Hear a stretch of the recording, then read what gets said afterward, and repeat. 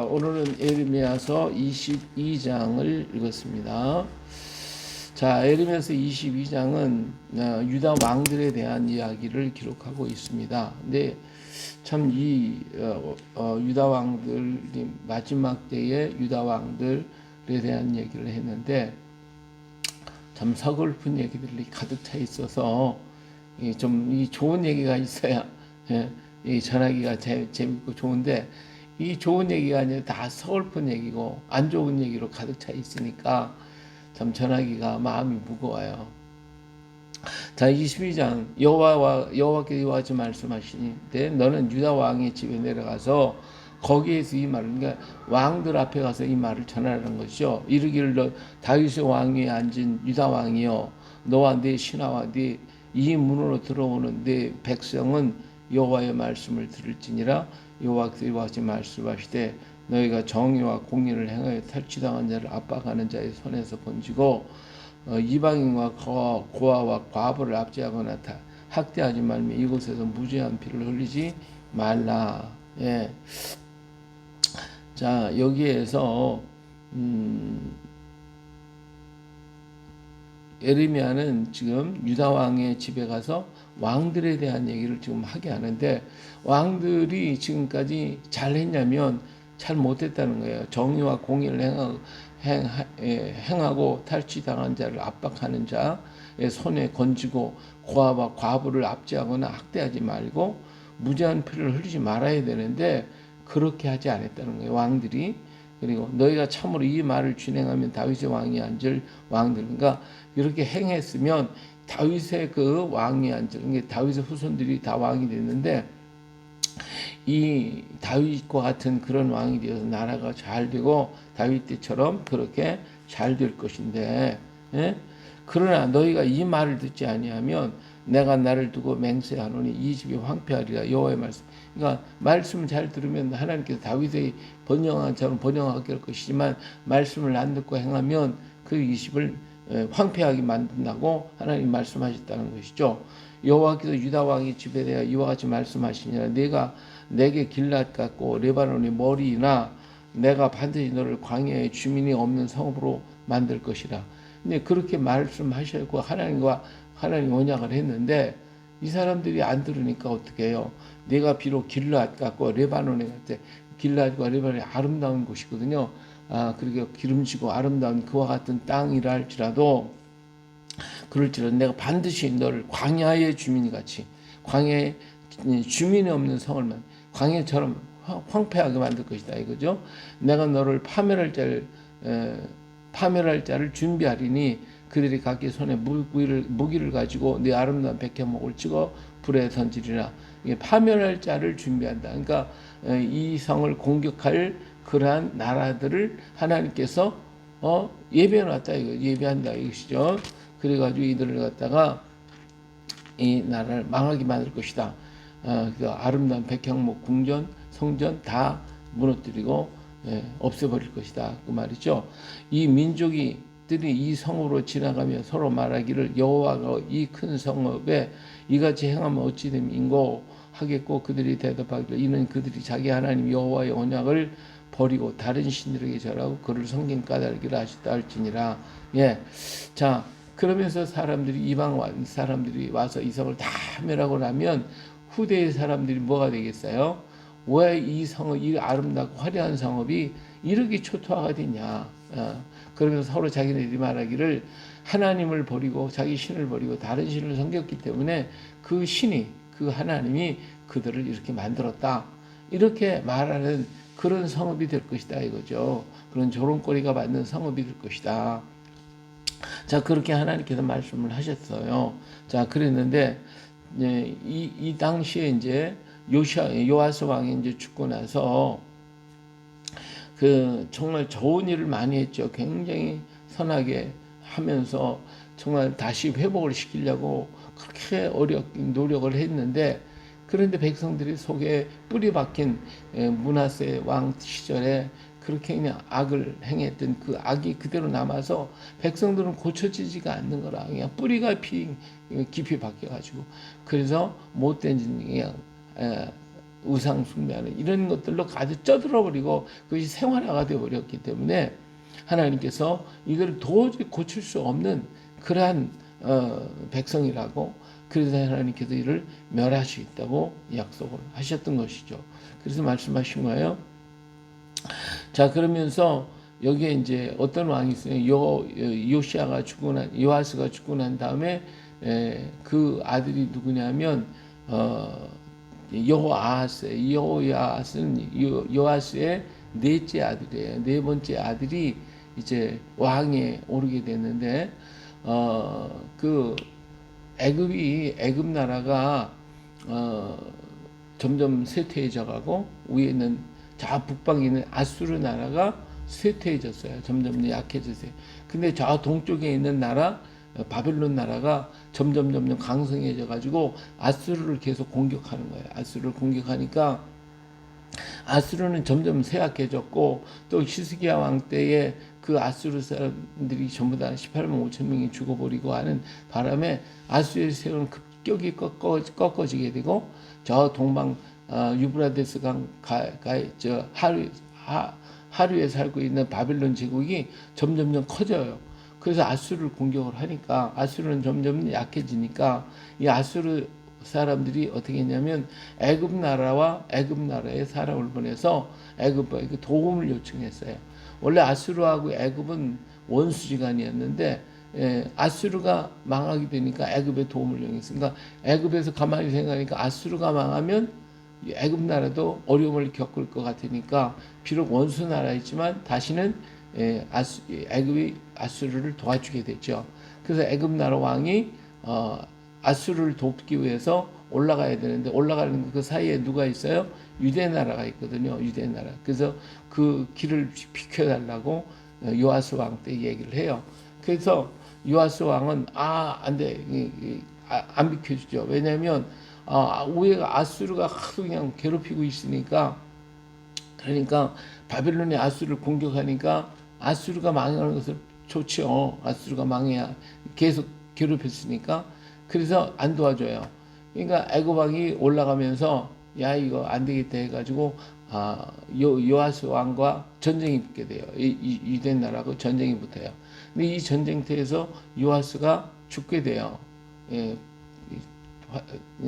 활에 맞아가지고 죽게 됐죠. 부상당해서 죽게 돼요. 그러니까 그러면서 이제 그 전쟁에 승리한 애굽이 위로 올라와서 아수르와 함께 바벨론을 공격을 하게 되는 거예요. 싸우게 되는 거예요. 근데 그때 제대로 전과를 내지 못해요. 왜냐하면 애굽은 지금 2번 전쟁을 하잖아요.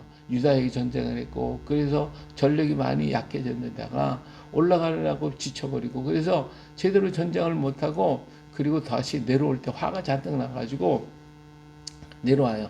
내려와서 예루살렘에 들어가죠. 그때 이제 요아스는 죽으니까 그의 아들, 네 번째 아들은 요아스가 왕이 돼 있었어요.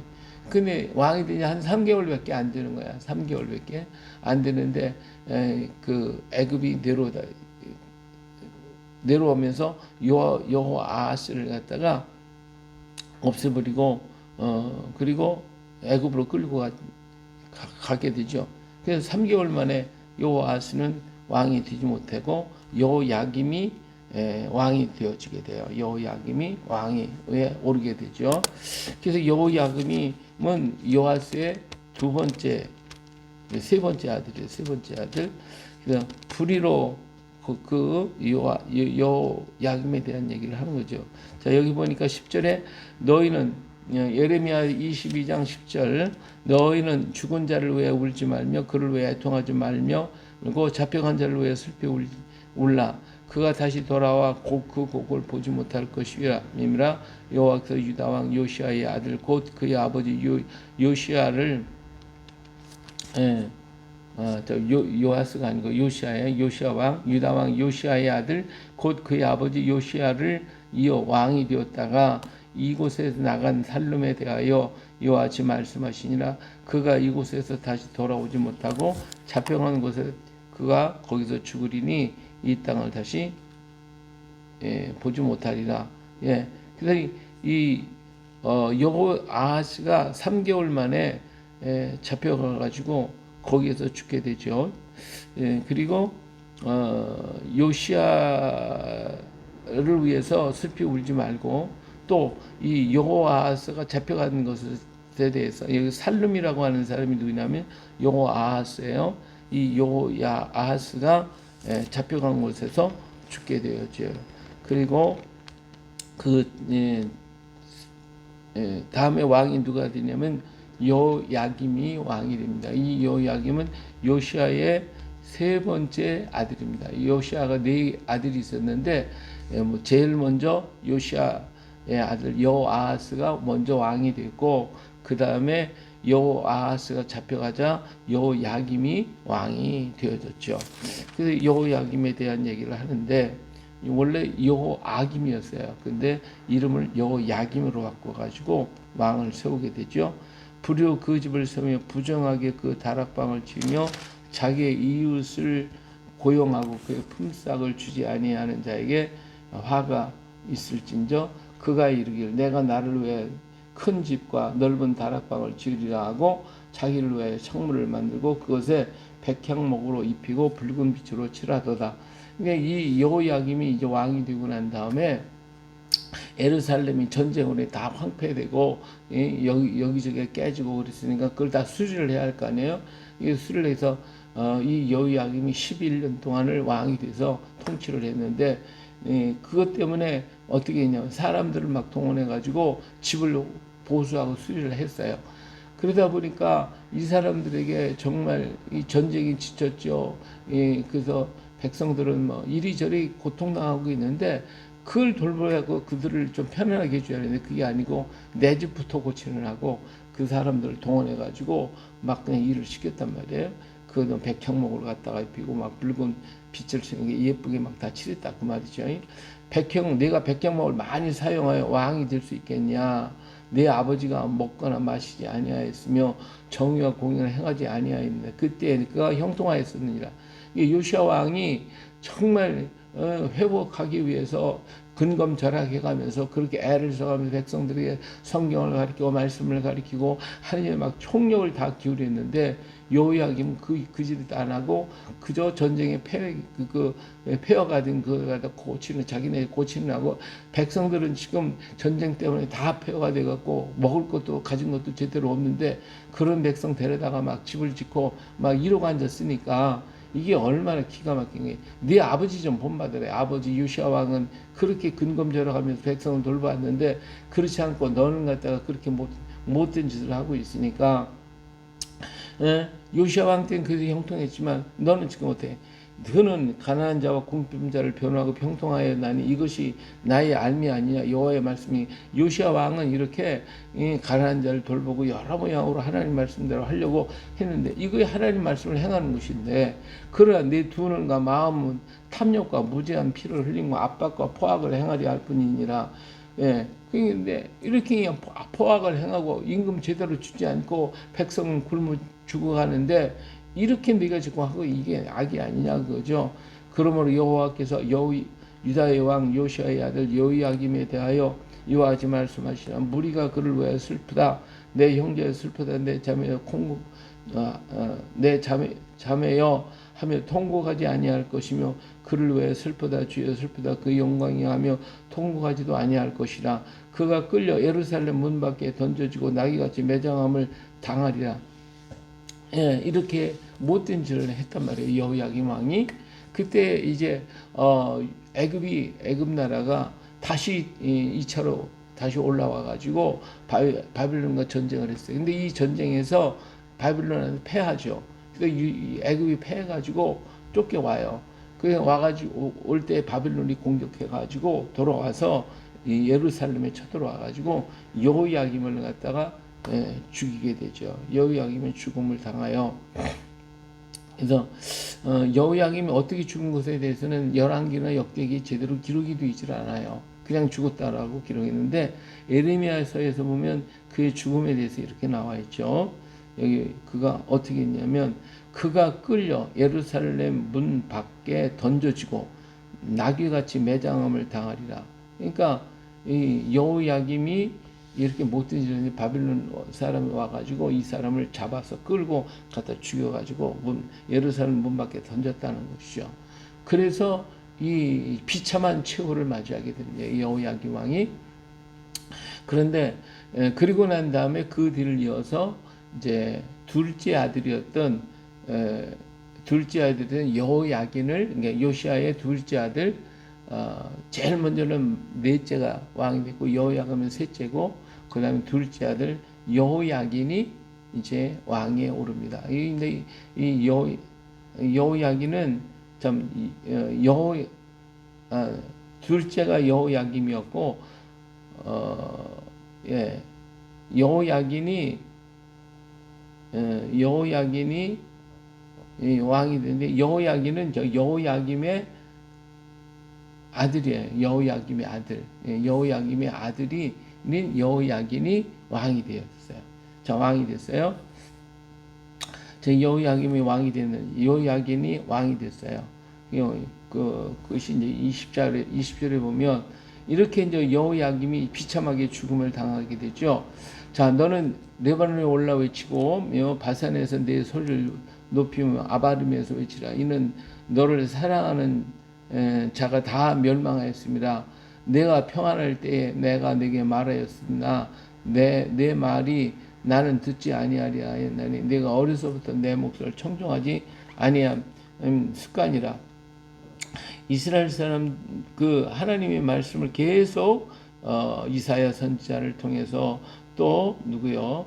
에레미야, 에스겔 이런 모든 선지자를 보내가지고 계속 하나님 말씀을 했지만 그들이 아예 들을 생각도 아니고 듣지도 않았단 말이에요. 자, 네 목자들은 다 바람에 삼켜질 것이요 너를 사랑하는 자들은 사로잡혀 가리니 그때 내가 반드시 네 모든 악 때문에 수치와 욕을 당하리라. 레바논에 살면서 백향목에 깃들이는 자여 여인의 해산하는 고통 같은 고통이 내게 임할 때에 너의 가련함이 얼마나 심하랴. 자, 이러면서 여호야김에게 하나님 기회를 주셨는데 여호야김이 이 기회를 또 잃어버리고 악을 행했기 때문에 그런 비참한 최후를 마치게 됐죠. 자, 그런데 그러면서 여기에 하는 예레미야가 하나님 말씀을 그렇게 하고 기회를 줬는데 안 들었잖아. 너희들이 듣지 않고 그러기 때문에 수치와 고난을 당하고 그저 백향목궁에서만 살겠다고 하는 너희 왕들, 너희가 마치 해산하는 여인의 고통이 너에게 임하게 될 거야. 이렇게 지금 얘기를 하고 있어요. 그러면서 이번엔 여호야긴 왕에 대해서 얘기를 합니다. 여호와의 말씀이라 나의 삶으로 맹세하노니 유다 왕 여호야김의 아들 고니야가 나의 오른손에 인장만지를 할지라도 내가 빼어 내 생명을 찾는 자의 손과 내가 두려워하는 자의 손 곧 바벨론 왕 느부갓네살 손에 손과 갈대아인의 손에 줄 것이라. 여호야긴이요 나이가 8세라고도 하고 18세라도 하는데 아마 18세가 됐는지 8세가 됐는지 11개 기록하고 역대 기록이 좀 차이가 있어요. 그래서 왕이 됐다면 어린 아들이 이제 왕이 됐어요. 왕이 되고 뭐를 압니까? 근데 바벨론 군사가 이제 애굽으로 내려와 가지고 그러니까 바벨론 군사들이 예루살렘에 와서 여호야김을 죽이고 그의 아들 여호야긴을 왕에 세워놓고 그리고 애굽으로 내려가요. 애굽을 초토화시키고 다시 올라와요. 이것이 3개월이 걸렸어요. 3개월이 걸려가지고 다시 예루살렘에 올라와서 예루살렘 성을 포위하니까 여호야긴이 그의 모든 가족과 식구들을 다 데리고 나와서 항복을 해요. 항복을 해. 싸우질 않았어요. 항복을 했어요. 그랬더니 바벨론 왕이 그냥 항복하니까 그를 갖다 죽이지는 않고 그 가족을 전부 다 데려다가 끌고 가버렸어요. 바벨론으로 다 끌려갔어요. 그래서 여호야긴은 뭔가 그 가족과 모든 식구들이 전부 다 바벨론으로 끌려가게 되어지고 그리고 요시아의 왕의 둘째 아들이었던 시드기야가 왕위에 오르게 되는 거예요. 자, 그래서 여기 보니까 그 느부갓네살 손에 손과 갈대아인의 손에 줄 것이라. 내가 너와 너를 낳은 어머니를 너희가 나지 아니한 다른 지방으로 쫓아내리니 너희가 거기서 죽으리라. 그들이 그들의 마음에 돌아오기를 사모하는 땅에 돌아오지 못하리라. 그러니까 이들은 거기 가서 오래 살아요. 근데 마음으로 뭐요? 고향에 가고 싶은 마음이 간절했겠지만 돌아올 수가 없었죠. 이 사람 고니하는 천하고 깨진 그릇이냐, 좋아하지 아니하는 그릇이냐, 어찌하여 그와 그의 자손이 쫓겨나서 알지 못하는 땅에 들어갔는고. 이게 너무 기가 막힌 거죠. 예레미야가 이 모든 과정들을 다 봤는데 이것 때문에 정말 이 왕들이 하나님 뜻대로 했으면 그들이 그렇지 않을 건데 하지 못했으니까 다 끌려갔거든요. 다 끌려갔어요. 그러니까 탄식하며 우는 거죠. 땅이요, 땅이요, 땅이요. 여호와의 말을 들을지어다. 좀 제발 좀 들어라. 듣지 않았기 때문에 이런 현상이 나온 건데 지금 제발 좀 들어달라. 땅이요, 땅이요, 땅이요. 여호와의 말씀을 들을지어다. 여호와께서 이와 같이 말씀하시니라. 너희는 이 사람이 자식이 없겠고 그의 평생 동안 형통하지 못할지라. 기록하라. 이는 그의 자손 중 형통하여 다윗의 왕이 앉아 유다를 다스릴 사람이 다시는 없을 것이며 하시니라. 그러니까 여호야김의 아들 여호야긴이 바벨론에 끌려갔는데 거기서 또 자녀가 나야 이제 왕이 될 건데 자녀도 못 낳고 거기에 잡혀가가지고 거기서 평생을 살다가 죽게 될 것이다 하는 거죠. 근데 나중에 이제 바벨론 나라가 망하면서 파사가 이루어지면서 여호야긴이 그때서 이제 해방이 돼서 해방이 됐지만 뭐 그때 나이가 들어가지고 이제 뭐 할 수가 없었죠. 그래서 여호야긴은 바벨론 땅에서 죽게 되어집니다. 그리고 그의 가족과 그의 어머니 할 것 없이 몽땅 다 데려가지고 거기에서 일생을 마치게 되어지고 유대 나라는 그의 그 요시야 왕 자기에게는 이 여호야긴에게는 뭐가 돼요? 큰 아버지가 되죠. 큰 아버지한테 그가 왕이 되어지는 것이 되죠. 이렇게 해가지고 유대 나라가 점체후를 맞이한 시드기 왕 때에 망하게 되어지는 모습을 볼 수가 있습니다.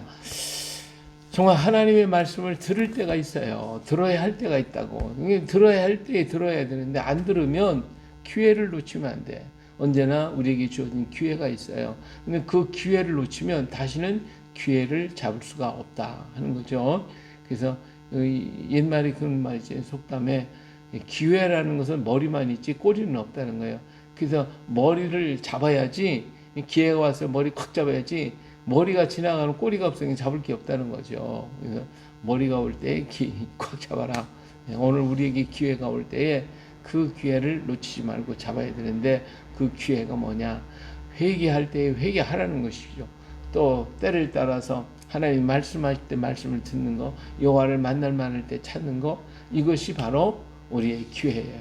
그래서 하나님 앞에 가까이 있을 때 우리는 더 열심히 더 힘을 다해서 주님을 찾고, 그리고 성령의 충만함을 입어요. 지금은 은혜 받을 만할 때 구원의 날이라고 그랬으니까 오늘 우리에게 더 성령 충만 받고 더 믿음의 말씀으로 아주 그냥 닫고 우리 말씀으로, 하나님 말씀으로 우리 마음을 아주 다져가지고 우리가 어떤 문제가 우리 앞에 다가올지라도 흔들림 없이 그 말씀을 다시 붙잡고 되새김하는 것이, 이게 소가 그렇잖아요.